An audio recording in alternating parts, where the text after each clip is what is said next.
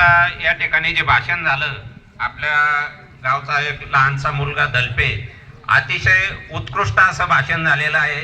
आम्ही बऱ्याच ठिकाणी हिंडतो फिरतो पाहतो, परंतु इतक्या कमी वेळात इतके स्टेज डेअरिंग आणि ते हावभाव त्याने अप्रतिम केलेले आहेत. तरी मी सर्व ग्रामस्थांना या ठिकाणी विनंती करतो, सर्वांनी एकदा जोरदार टाळ्या वाजवून त्याचं या ठिकाणी मनापासून स्वागत करावं. धन्यवाद. या ठिकाणी संस्थेचे अध्यक्ष यांनी देखील शाबासकी दिलेली आहे. सर्व शिक्षक वर्ग तसेच समोर उपस्थित माझ्या बंधू आणि भगिनींना नमस्कार करून 15 ऑगस्ट 1947 या दिवशी आपल्या भारत देशाला ज्या स्वातंत्र्यवीरांनी स्वातंत्र्य मिळवून दिलं, अशा सर्व स्वातंत्र्यवीरांना मी नमस्कार करून माझ्या छोट्याशा भाषणाला सुरुवात करतो. प्रथम तर आज 15 ऑगस्ट भारताला स्वातंत्र्य मिळालेला दिवस आणि या महत्त्वाच्या दिवशी मला 2 शब्द बोलण्याची संधी दिलेले माझे सर्व गुरुजन वर्ग यांचे मी हृदयापासून शतशः आभार व्यक्त करतो आणि माझ्या भाषणाला सुरुवात करतो. संविधानाचं पहिलं पान आणि पहिला कलम म्हणजे India, that is Bharat. Bharat आणि इंडिया हे दोन्ही नाव आपल्याच देशाचे आहेत. आतापर्यंत गाण्यामध्ये ऐकलंय इंडिया इंडिया, परंतु हे नाव आपल्याला कसं पडलं माहिती आहे का? तर सिंधू घाटीत राहणाऱ्या लोकांना हिंदू हे नाव मिळालं आणि हिंदूला लॅटिन भाषेत इंडो असे म्हणतात. त्या इंडोवरून आपल्याला इंडिया हे नाव मिळालं आणि भारत देशाला भारत हे नाव कसं मिळालं माहिती आहे का?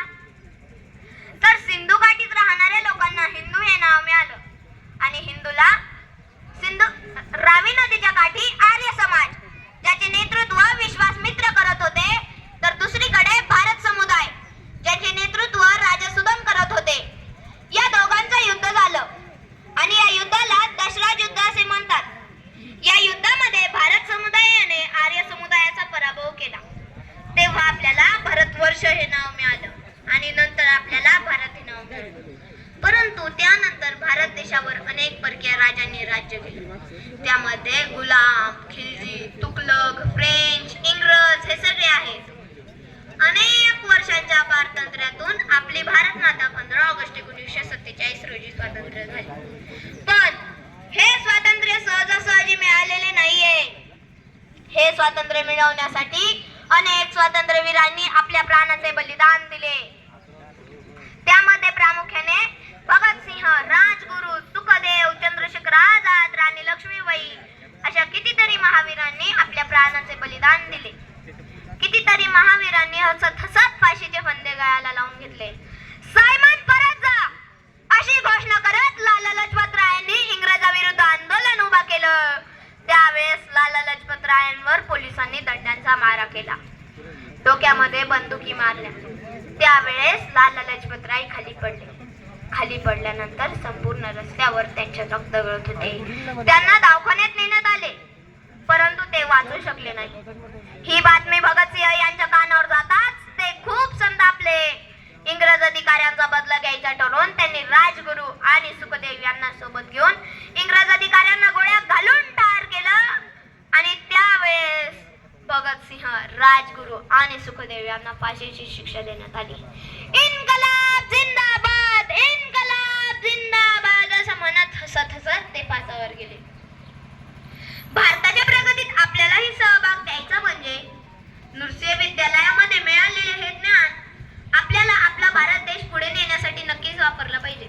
सर, मला याची पूर्ण खात्री आहे हे नृसिंह विद्यालय या देशाला अनेक IAS, अनेक IPS, अनेक डॉक्टर, अनेक सायंटिस्ट तर नक्कीच देईल. परंतु माझ्या शिक्षकांच्या परिश्रमाने आणि जिद्दीने एक दिवस असा नक्की येईल की हे नृसिंह विद्यालय या भारत मातेला विद्यार्थ्यांच्या स्वरूपात भारतरत्न देऊन जाईल, भारतरत्न देऊन जाईल.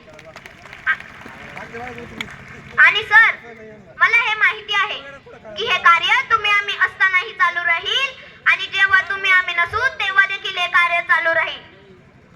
बोला भारत माता की जय, वंदे मातरम, इन्कलाब जिंदाबाद.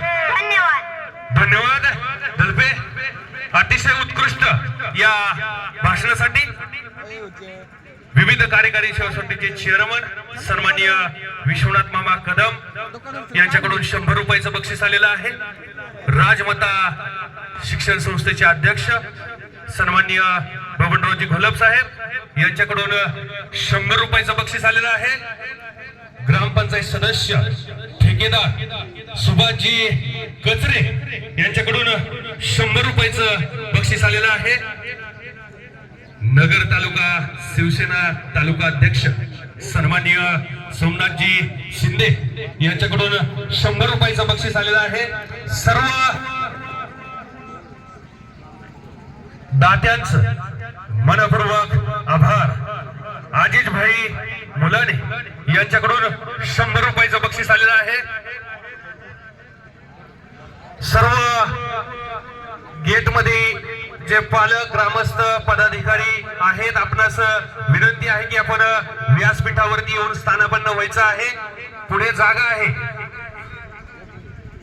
संजय लबडे चला. या ठिकाणी पेन्शनर संघटनेचे उपाध्यक्ष श्री धोंडराव अण्णा मच्छिंद्र धलपे यांच्याकडून 200 रुपयाचं बक्षीस. विठ्ठल पवार यांच्याकडून 200 रुपयाचं बक्षीस.